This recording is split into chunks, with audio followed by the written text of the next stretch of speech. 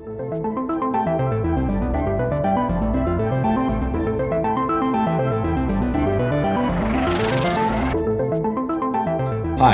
I'm Tokmakchiev.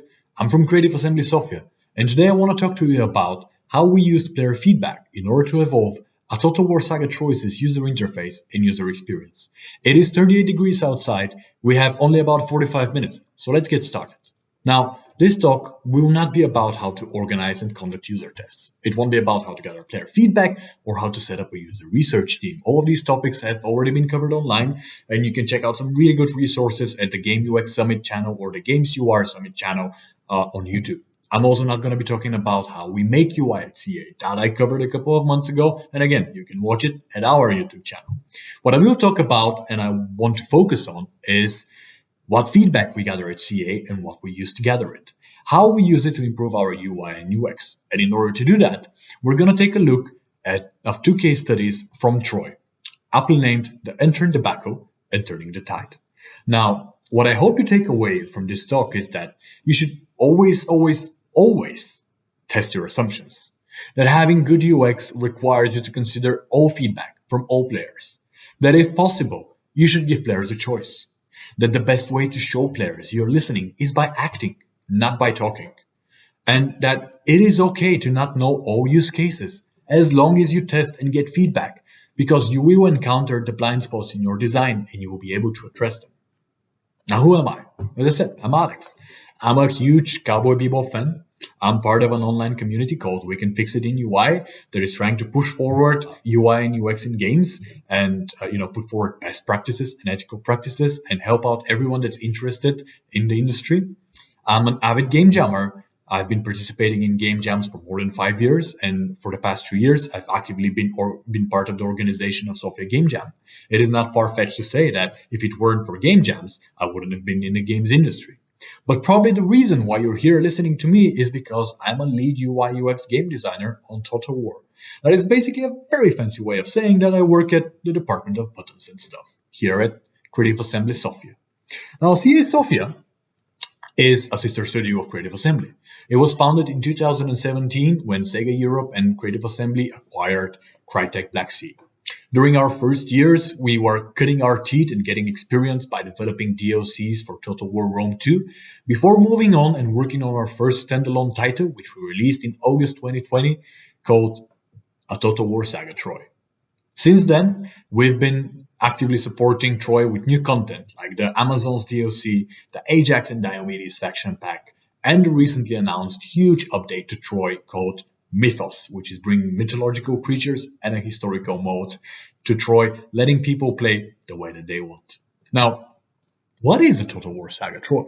Well, first and foremost, it is a Total War game. Total War has been around for a while, more than 2 decades, in fact, during which 16 titles have been released, and that does not count and take into consideration the additional content that has been developed during those years. But a Total War game itself, what is it? Well, it's actually 2 games into one. First and foremost, it is a grand turn-based empire management game, where you get to choose a faction and you develop its economy, its armies, you engage in diplomacy with other factions, and you basically try and conquer them and have them do your bidding. Whether you do that through political ways, economical ways, or military ways, it is up to you. On the other side, Total War is offering spectacular real-time battles that take place on huge battlefields with thousands and thousands of units that clash together to form very, very impressive and visually magnificent battles.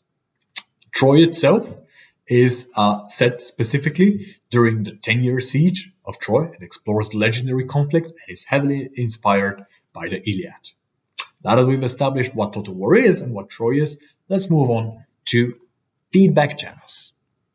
Feedback channels. What do we use here at CA in order to gather feedback? A couple of things.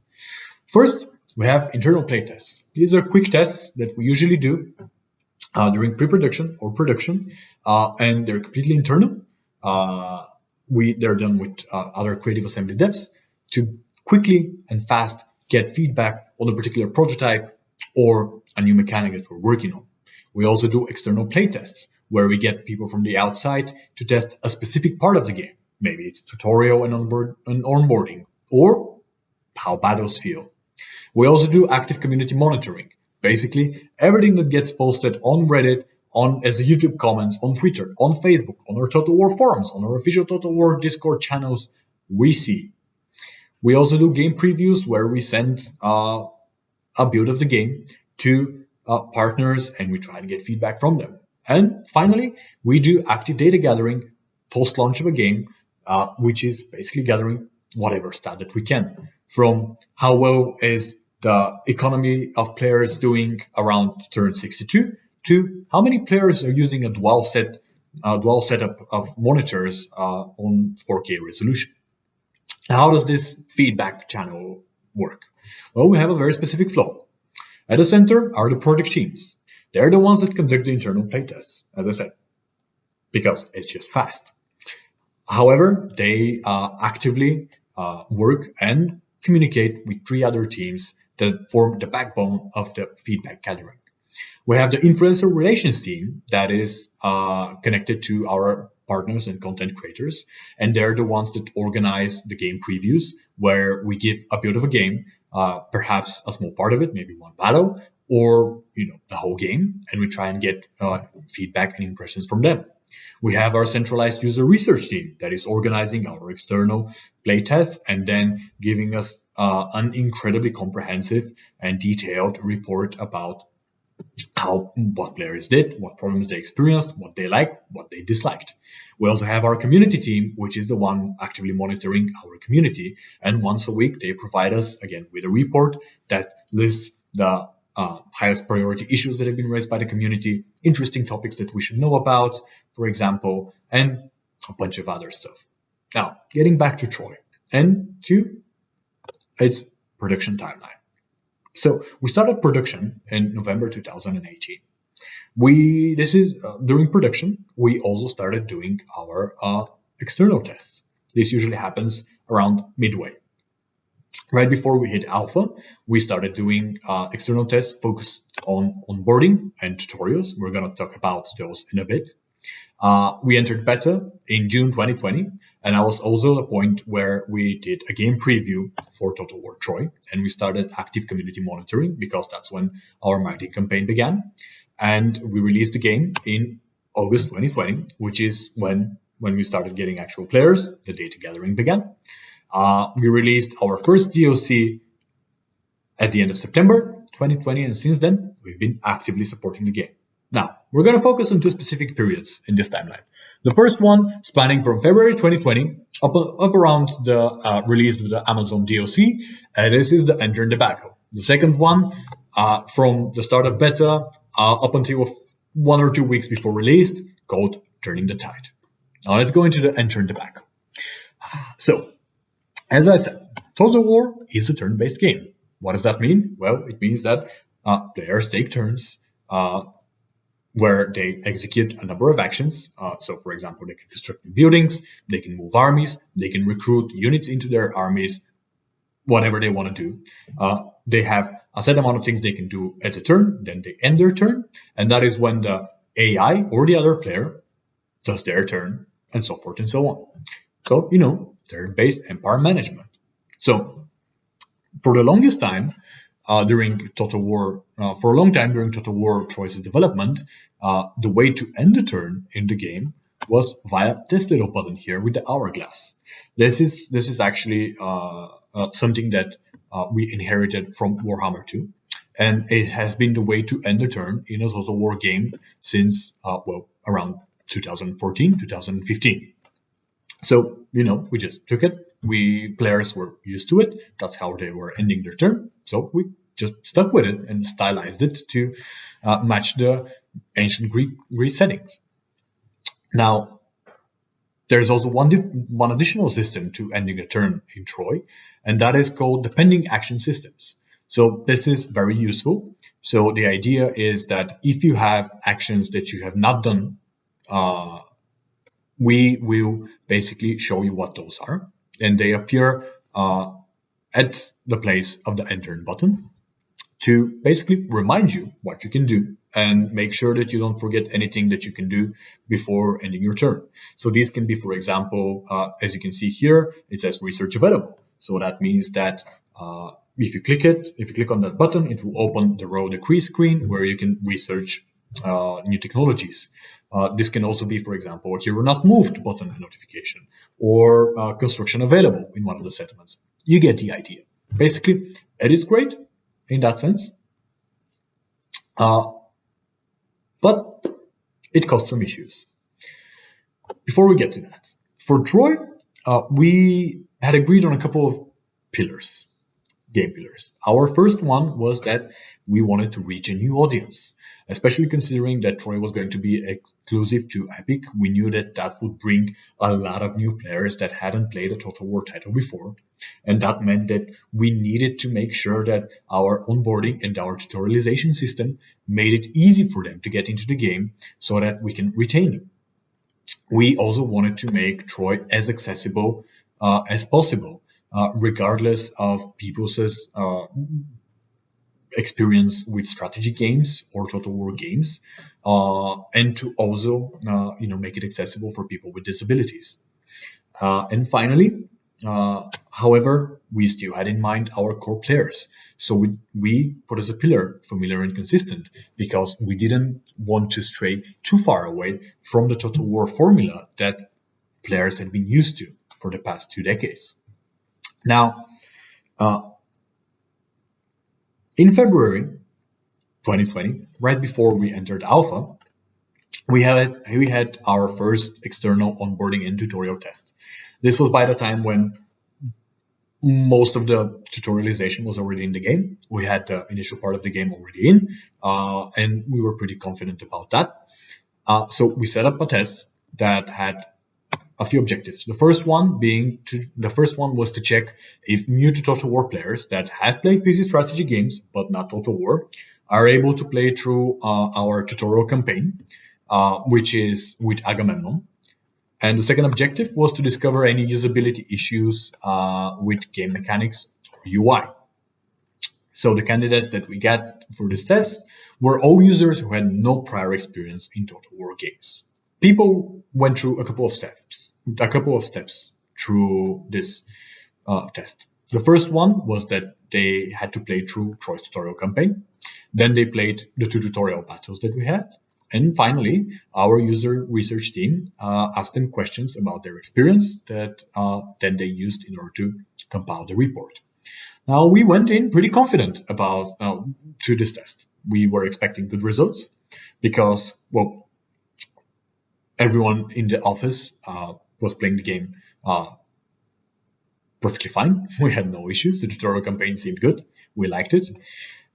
So you can imagine our surprise when, on the day that we got the report, the very first issue on the top of it was this. The game turns were not understood. Now, for a game that 50% is turn-based management, when you see game turns were not understood, that's a huge red flag. And it seems that 4 of the 6 users did not realize that the game is turn-based. They not only didn't realize and understand what game turns are, but players didn't even realize that the game is turn-based. And they had to ask their moderator for help to explain to explain them how to progress in the game, because they couldn't progress. So when we saw this, we were pretty much like this. I mean, to highlight how weird that was, this is from one of the user tests. And I can't play the video for GDPR reasons, but I want you to focus on the timer on the right that says 1 hour, 6 minutes, and 16 seconds. This is how long this player had spent on their first turn, doing everything that they could, but not ending their turn, because they did not realize the game is turn-based and they can end their turn. Yeah. That's a massive whoops. And obviously, we were hugely surprised because we didn't expect it. But we're like, okay, we're going to fix this. let's get back to work. And the first solution that came to us was the most obvious one. We put Clippy inside, and it's done. It's fixed. Now, obviously, we didn't do that. Mostly because Microsoft would have sued us, most likely. But yeah. So what we started doing was we started to try and figure out what the issues were. Why players didn't realize it's a turn-based game and they can and how to end their turn. So the first issue that we analyzed and found is that our pending action system, the one that I told about you earlier, that basically removes the end turn button unless you've cleared out all of the actions that you can do that during that turn, is great for regular Total War players, and they're used to it, sure. But it's absolutely devastating for new players because, I mean, it is a big yellow button down there that says research available, and some of the players, they didn't want to do research on their first turn. So they never clicked that button in order to go past that to see that there's an end turn button below it.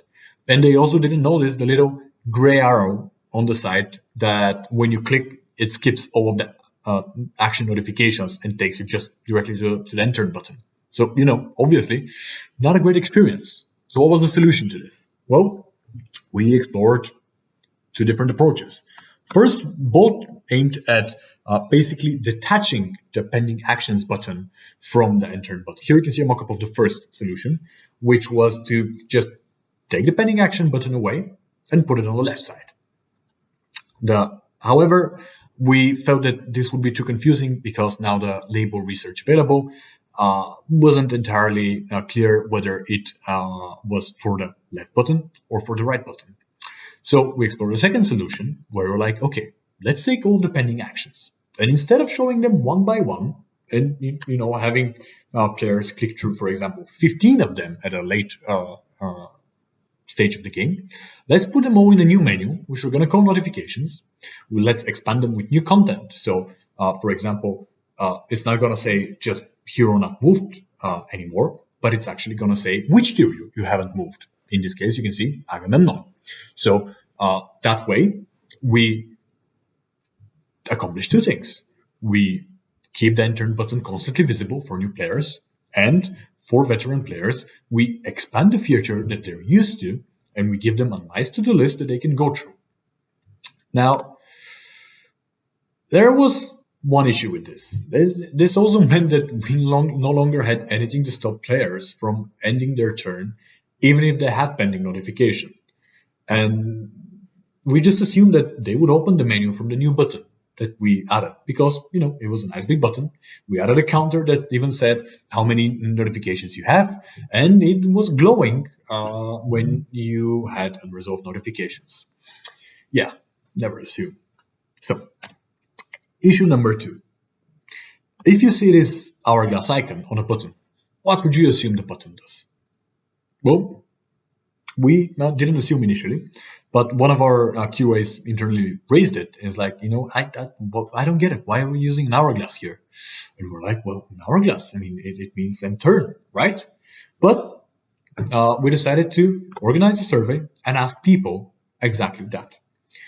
What does an hourglass icon mean when they see it? And here are the answers we got. It means loading, waiting, buffering, in progress, speed up time, slow time. All of these words and verbs that have nothing to do with ending a turn and moving on to a next turn. And why would they? Since Windows 95, Microsoft has basically been telling people and teaching them that an hourglass icon means a loading action, that something is loading, that something is in progress. And it makes sense. It really does.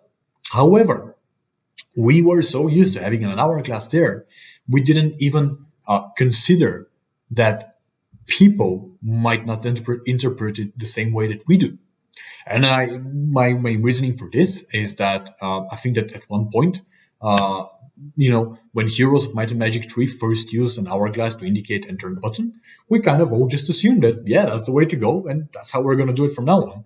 But the problem here is that Not everyone has played Heroes of Might and Magic 3, number one. Number two, there are many players, especially from the new generation, that haven't even heard about Heroes. So, basing all of the design of a single of the enter action on that is, well, just it doesn't work. So what was the solution? Well, the solution was very simple once we realized what the problem was, and it was basically to just change the icon and switch it to a symbol that made sense to people and was actually connected to the verb of ending turn and next turn. So we switched the hourglass and we put right-facing arrow, incredibly similar to the icon that's used on all the media players like Netflix and Spotify and stuff like that, to indicate the action of next track, next chapter, next movie, whatever. And at this point, we're like, hey, I think our work here is done, right? I mean, we solved the problem with we solved the first issue. The button is always visible, and now we no longer have any confusion with the icon. Boom, work is done. We did some tests. People really did end their turn now, and we had no problems. Feels great. Or is it? Now, August comes, we release Troy, the game comes out, people start playing. We're super excited. We start reading the comments and trying to get all the feedback that we can, and we start encountering something that we didn't expect. I forgot to move my army. Where did the little notifications go? Why did you remove my enter notifications? It helped me when I was playing, and now I forget to do things constantly. Please give me back my pending actions. So we had a new problem. The notifications were still in the game, but players just weren't opening the list to see them. And that required a new iteration. Now, we made a classic mistake here. We tried so hard to make it easy for new players that we neglected an established UX pattern that our core players had been using for years now. And apparently, our assumption that, they will notice the new button, it's visible enough, and they will click it, well, it proved wrong.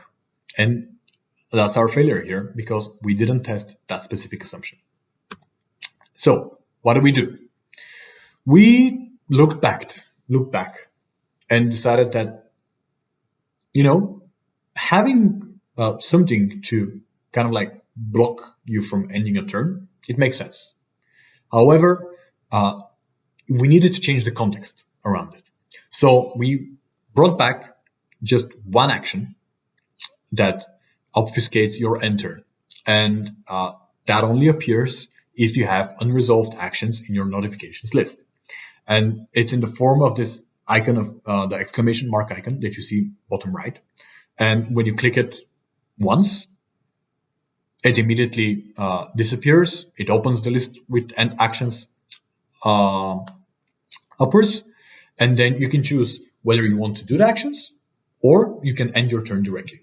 So we added just one step before ending the turn, and that tested great, because even players who had problems with finding how to end their turn, they would eventually click through everything. They would click there, boom, it would clean the button. They would see the end turn button. Now it had a new icon, and then they would click that to continue forward. Also, we retained the functionality to remind players that they had unresolved actions, but we didn't we didn't have them go through 20 of them in order to just spam click. No, we just opened the list, and then they can see everything there. So yeah, sometimes you have to look back in order to continue forward and serve a better user experience.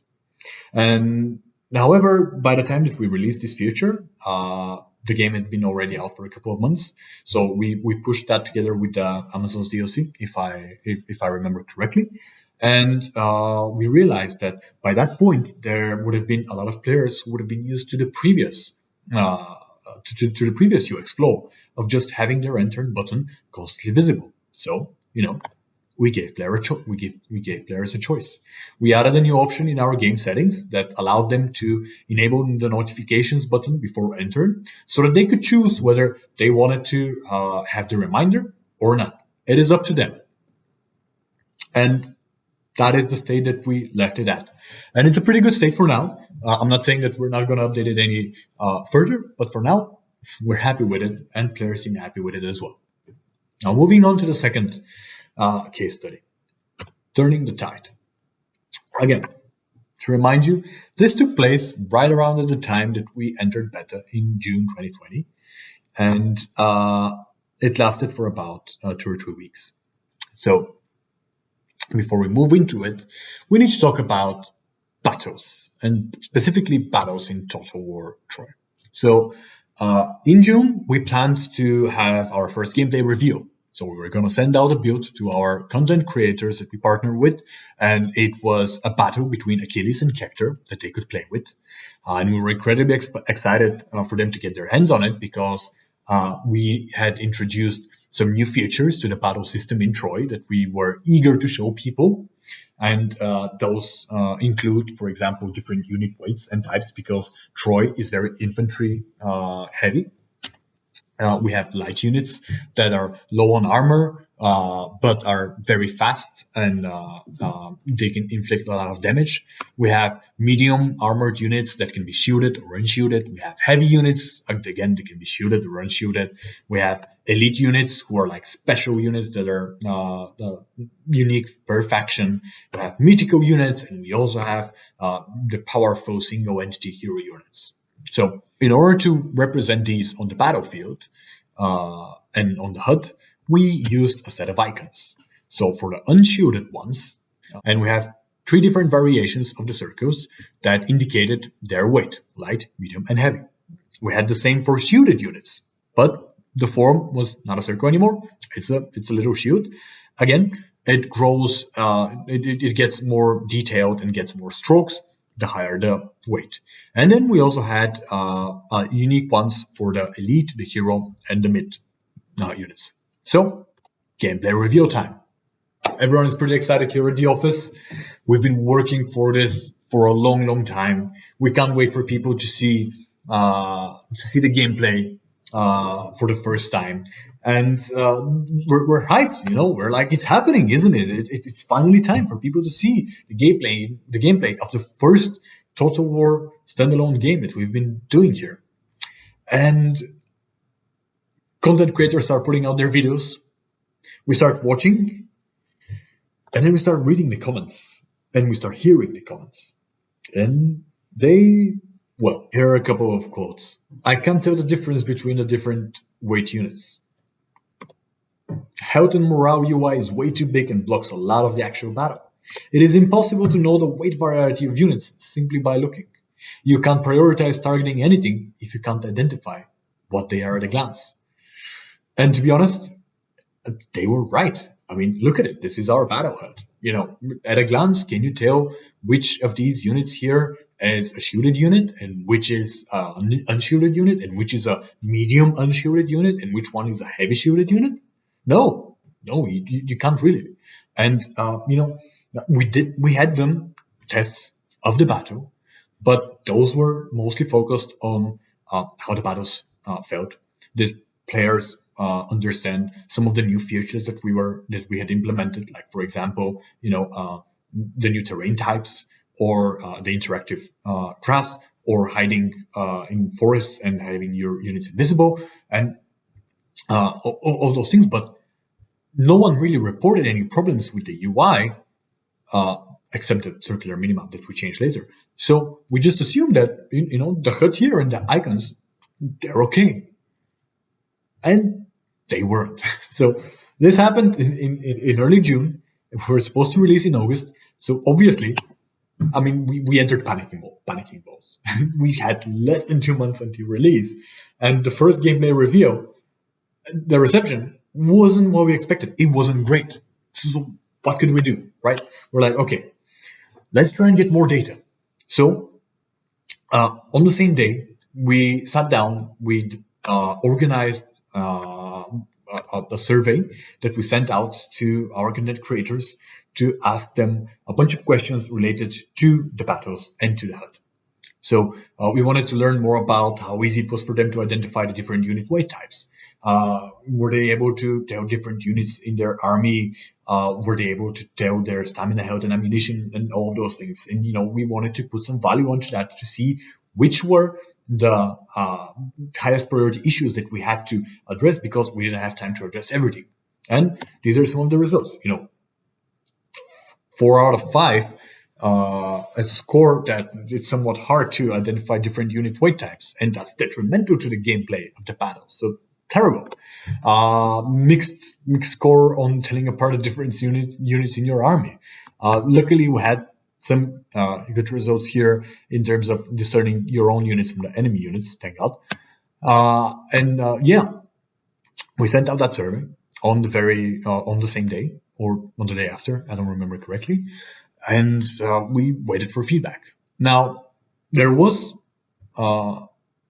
we also asked content creators what improvements would they make to the UI, right? And we got some really good feedback from that and some very, very good responses, like, clarity in what regards heaviness of a unit, like the shield at the bottom is not clear enough. That needs to be easier to tell the difference between heavy and light infantry units. That they also reminded us, hey, in Rome 2, you had a great way of telling the weight of your unit through the shape of its banner. They also told us that the unit UI bars, for morale and health, they need to be skinnier because they just taking way too much space. And that we can use different figures for the unit icons in order to represent the weight. Now, this survey had an unintended side effect that we didn't really expect. And that is that by reaching out so fast to people after the negative feedback that we received, it made them feel that we value their opinion, that we care and truly want to give them the best experience. And we really do. We really do. That's why we sent out the survey. Like, we wanted to fix those things in order to give them the best experience that we can. It also made them feel that we make mistakes, but are eager to fix them. And all of these are things that people came to us and told us after they participated in the survey. And here's one quote. Thanks for valuing our opinions enough to send this form out. It is appreciated.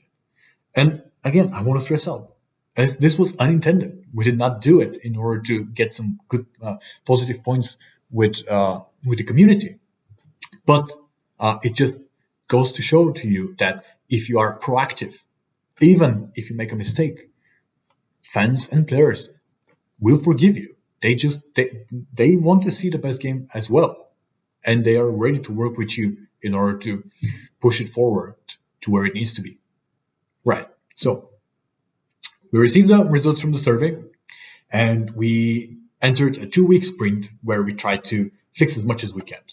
The biggest issue being, telling apart different unit weights and types. So we went through a couple of iterations. The first one being that we explored different background colors on our unit cards to identify the weight of the unit. Now, this did not test well. People couldn't tell them apart that easily. And because it meant that our colorblind players would have a problem, even when we updated it with proper profiles to match their color blindness, it still wasn't easy enough and fast enough. So we're like, okay, let's take our unit icons and let's do the work there. We did 2 iterations there. The first one, taking the idea from Rome 2 and using different shapes to represent the different weights. So we have circle for light units, rhombus for medium units, hexagons for heavy units. Elite units we represent by putting a golden stroke around it, and special units have their own little special icon to basically emphasize that, well, they're more powerful and to stand out. We also explored a solution where we're like, okay, we're going to keep the idea with the strokes and we're going to use just one shape, but we'll try and emphasize the details more. So, for example, the light units here you can see are very, very simple circles, and then the medium one gets like a second stroke and 2 rhombuses on top, and then the heavy one gets like this very detailed pattern. But when we tested, again, it is much easier to remember the connection. Circle light, rhombus medium, hexagon heavy, than to circle light, double circle with 2 strokes medium, circle with more patterns and a bunch of rhombuses inside as ornaments heavy. So we went with the different shapes. Now what you will notice here is that we no longer indicate whether a unit is shielded or unshielded with the icons. And that is because we decided that the unit cards are big enough and they show the shields prominently enough that we don't need to add the extra layer of communication through the icons, so we can keep those just for the unit weight and the unit type. And after we updated the design, this is what we ended up with. A lot cleaner and a lot better. We also did a bunch of other improvements. Like you can see, we reduced the height and the size of the different bars. We tried to make them more compact, and we gave players more options to customize which parts they want to turn on and turn off. So they can turn off portraits, they can turn off all of the bars, they can turn off the status effects, whatever they want. All of this resulted in a video that we published at the end of July called We've Made Some Changes, which is a 90 seconds development update that basically showed that a lot of the issues that folks had raised during our initial gameplay review, we had now addressed, and we were actively working on fixing them in the game. One of those issues being, the updated Battle HUD UI. The result of that video was that we had more than 250,000 views across all of our channels. And the impact on the community, well, you can check it out for yourself. It was overwhelmingly positive. We got comments like, continue listening to the community and make this game even better. It is so great to hear that you're taking some criticism to heart. It's a step in the right direction and feels less of a given up title now. You step towards us, we step towards you. Thank you for your hard work. And, just the community being positive about us and appreciating the fact that we were trying to address all those issues. And that is how we turned the tide from the initial negative response that basically started worrying fans, and they just became negative towards the game, to give them back hope and make them positive. And that resulted afterwards in more than 7.5 million copies of Troy being claimed in a single day. So yeah, back to takeaways, now that we've gone through the case studies. So, first and foremost, always, always, always test your assumptions. I mean, we had assumed that everyone knew that an hourglass icon represents an enter. They didn't. We had assumed that just because our regular Total War players were used to the pending action system and they knew how to end their turn, that new players, we will too. They didn't. So yeah, if we hadn't tested those, we would have released with those issues, and we wouldn't have made the improvements that we did. Having good user experience requires you to consider all feedback from all players. Coming out from the first one, we made it great for new players, but then we stripped back a feature that core players had been using, and it enabled them to define a new play style. So, we brought that back, but only because we listened to their feedback. If possible, give players a choice. Don't enforce it to them. Allow them to play the way that they want to play. The best way to show players you're listening is by acting, not by talking. When the negative feedback came out, we didn't start telling people that we did it because of that and that's how it's going to be, and okay, we're gonna try and fix that, but we don't promise. No, we reacted, we gathered the data that we needed, we did the changes, and we pushed them forward, and that's why we got the positive reception. And finally, it is okay to not know all use cases as long as you test and get feedback, because you encounter the blind spots in your design. And that's exactly what happened. That was the talk. Thank you very much for your time. If you're interested, we have a bunch of open positions at Creative Assembly that you can check out at creative-assembly.com. If you want to learn more about user interface and user experience in games, please visit wecanfixitiny.com. This is our online repository of our UI UX community, where there's a ton of resources about UI and UX in games and best practices and videos and lectures and tutorials and articles and case studies by incredibly smart people.